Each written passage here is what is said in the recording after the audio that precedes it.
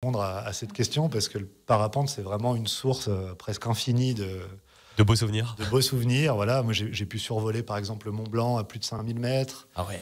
partager des vols avec des gypaètes barbus, partir à pied de la maison avec mon sac à dos, survoler 3 départements et rentrer le soir au coucher du soleil. Et avec nous dans le studio de la famille Radio Mont Blanc, il y a Paul Philippi. Bonjour Paul. Bonjour. Alors Paul, c'est quoi votre truc ? Moi, mon truc, c'est le vol libre et plus particulièrement le parapente. Alors vous êtes moniteur de parapente, vous avez l'école Hermania, c'est à Cordon. Ça vous vient d'où le parapente ? Pourquoi ça ? J'ai toujours fréquenté les montagnes et j'ai toujours rêvé en voyant les parapentes au-dessus de ma tête. Et j'ai toujours aimé la randonnée aussi, mais j'ai jamais aimé descendre à pied. Et ça m'a paru être une bonne idée pour redescendre plus rapidement de la montagne. Alors moi c'est l'inverse, j'aime bien descendre après la randonnée. En tout cas, vous avez commencé à quel âge le parapente ? J'ai commencé il y a une quinzaine d'années. Et ça, je ne vais pas dire quel âge j'avais à l'époque, mais ouais, c'est ça, il y a une quinzaine d'années environ. Ouais. D'accord, et c'est quoi qui vous a fait vous dire j'ai envie d'être moniteur ? Je passe de cette passion-là, de cette envie-là, à être moniteur et avoir mon école. Au départ, c'est un défi qu'on s'est lancé avec un copain. C'était un défi plutôt sportif, parce qu'on n'avait pas du tout le niveau à l'époque pour faire ça, donc c'était un challenge.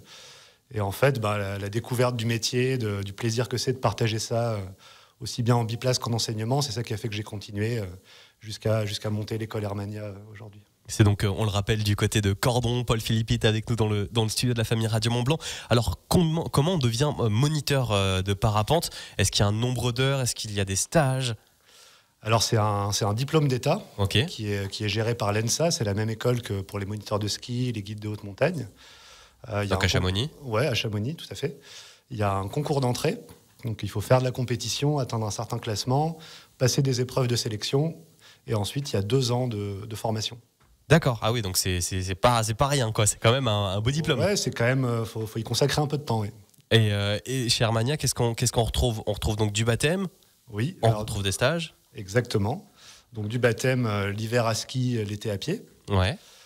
Et de l'enseignement du niveau initiation, donc pour les novices complets, jusqu'à la découverte du vol de distance, pour les gens déjà un peu aguerris. Alors pour le baptême ou même pour les stages, vous avez marqué sur votre site internet que pour mieux savourer sa descente en parapente, il fallait monter à pied. Oui, c'est quelque chose qu'on propose, qui se fait pas beaucoup encore. On a tendance à monter plutôt en véhicule dans la plupart des écoles. On le fait aussi, mais on propose, nous, systématiquement, la montée à pied à nos clients, pour ceux qui sont motivés.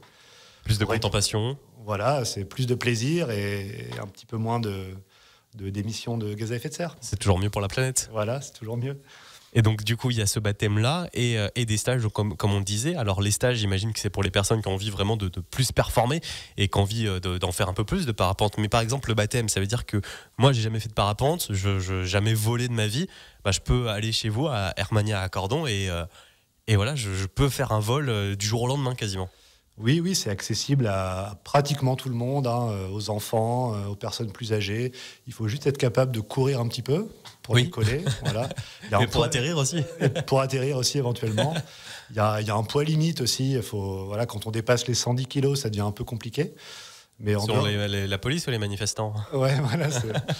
Il n'y a pas de règles strictes, mais voilà. Donc c'est accessible à peu près à tout le monde. D'accord. Et après, pour les stages, comment ça se passe ? Faut d'abord avoir fait son baptême ? Pas nécessairement. Non. Ok. Moi, j'ai fait un stage en n'ayant jamais fait de baptême avant. D'accord. Ça, c'est pareil, c'est accessible à peu près à tout le monde. On peut commencer dès 12 ans jusqu'à... Il n'y a pas de limite d'âge. Et ça dure combien de temps ? Alors, les stages, généralement, ça dure à peu près une semaine. Nous, chez Hermania, on a la particularité de faire plutôt des stages sur les week-ends, sur des gros week-ends de 4 jours en général, du lundi au vendredi. Mmh. Donc ça permet de pouvoir venir en stage sans forcément poser une semaine de congé. Voilà. Donc après, on peut en faire plusieurs. On peut en faire 1, 2, 3. Et il y a donc différents stades de stage ? Oui, tout à fait. Oui. Ça démarre par le stage d'initiation. Quand on fait son stage d'initiation, généralement, dès le 3e jour, on commence à voler seul sous son parapente, encadré, bien sûr. Et ça va jusqu'au stage de la découverte du vol de distance. Donc là, c'est pour aller prendre des ascendances et faire de la distance, se déplacer un peu plus avec son parapente. Et justement, l'aérologie, j'imagine que c'est hyper important. C'est important, bien sûr, oui, ça fait partie des apprentissages théoriques. Il y a toute une partie dans le parapente d'apprentissage théorique, de la météo, de l'aérologie, de la réglementation, la mécanique de vol. Et l'aérologie, c'est peut-être le plus important, puisque c'est vraiment ce qui va jouer d'abord sur notre sécurité, pour être sûr de ne pas se mettre dans des conditions qui pourraient ne pas être bonnes. Et c'est aussi ce qui va jouer ensuite sur la performance, être capable d'identifier les bonnes conditions pour notre niveau. Et justement, au bout de combien de temps on peut passer de novice à avoir sa propre voile et voler tout seul ? Alors ça, c'est variable, hein. Il y a encore des gens qui décident de se lancer sans formation. Évidemment, c'est pas ce qu'on conseille. Oui, oui. La moyenne, c'est plutôt 2 à 3 stages pour commencer à voler en autonomie sans moniteur. Ouais, c'est assez rapide quand même. Oui, c'est assez rapide. Bah, c'est très facile le parapente, hein. Vous verrez si vous venez un jour essayer chez nous. C'est quand même assez simple, on y arrive très facilement. Alors, vous proposez aussi des voyages. C'est-à-dire, vous allez où ? Comment ça se passe ? Oui, alors ça, c'est une nouveauté de cette année. On va proposer des voyages en Corse. D'accord. Et en Italie. Ça change un petit peu de paysage, on voit la mer. Ça change de paysage, ça change de conditions, de type de vol. Voilà, le parapente, c'est un super prétexte pour aller découvrir des nouvelles destinations. Donc, c'est encore un nouveau plaisir du parapente. Et j'imagine qu'en parapente, quand on vole, on peut, selon le jour et selon le temps, on peut voir la même montagne d'une manière différente et à chaque fois avoir un vol différent. Bien sûr, ouais. Chaque vol est différent. Il y a tout un tas de plaisirs variés en parapente. Des lumières du jour différentes, des vols plutôt mouvementés, plutôt calmes. Il y a tout un tas de plaisirs avec cette activité. Je rappelle que Paul Philippi de l'école Hermania à Cordon est avec nous dans la famille Radio Mont-Blanc pour C'est quoi votre truc ? Paul, c'est quoi votre plus beau souvenir en parapente ? Le plus marquant ? Alors ça, c'est très dur de répondre à cette question parce que le parapente, c'est vraiment une source presque infinie de beaux souvenirs. De beaux souvenirs, voilà. Moi, j'ai pu survoler, par exemple, le Mont Blanc à plus de 5000 mètres. Ah ouais. Partager des vols avec des gypaètes barbus. Partir à pied de la maison avec mon sac à dos, survoler 3 départements et rentrer le soir au coucher du soleil. Excellent. Voilà, je pourrais tenir toute la nuit comme ça. Il y en a pour au moins toute une vie, si c'est pas 2 ou 3. Et justement, ça monte jusqu'à quelle altitude un parapente maximum ? Ça vous disiez 5000 mètres. Alors c'est l'aérologie qui décide pour nous, justement. Ouais. Alors, le record du monde, je crois qu'il est à plus de 8000 mètres maintenant. Ah oui. En Himalaya, voilà. Énorme. C'est super haut. C'est super haut. Et par chez nous, on arrive de temps en temps à monter autour de 5000 au-dessus du Mont Blanc. Et on a le vertige ou pas quand on est dans un parapente ? Alors non, ça c'est une question que beaucoup de gens posent. Non, on n'a pas le vertige en parapente. Moi-même, j'ai le vertige, j'ai du mal à monter sur un escabeau.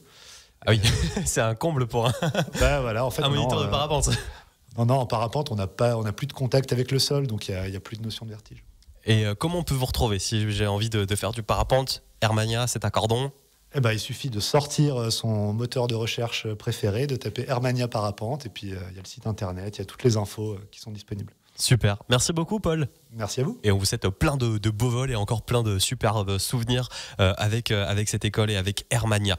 C'est quoi votre truc ? C'est à retrouver bien sûr en vidéo sur radiomontblanc.fr, sur notre application. Et puis tous les podcasts vidéo sont également sur nos réseaux sociaux.